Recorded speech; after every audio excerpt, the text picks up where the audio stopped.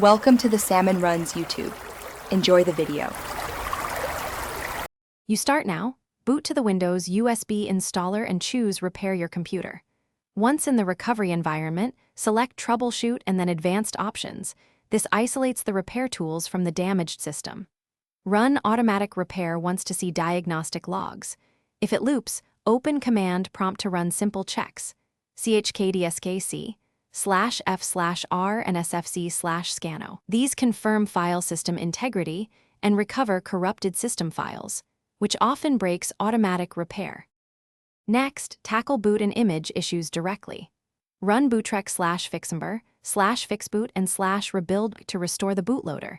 This addresses startup loops and inaccessible OS entries. If repair fails due to access denied, run diskpart to ensure the EFI partition is assigned a letter. Then run dism/image. C /cleanupimage/restore health or dism/online when you can boot.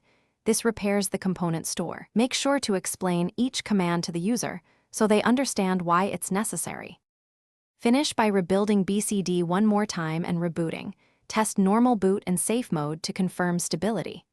If failures persist, use Reset This PC with Keep My Files or perform a clean install from the USB. This eliminates software corruption. Make sure to reinstall drivers and updates methodically. Troubleshooting tip: if repeated repairs fail, suspect hardware, run smart checks, manufacturer diagnostics, or temporarily swap the drive. Physical failure can mimic endless automatic repair loops, and that's often the hidden. Thanks for watching. Consider subscribing if we helped you.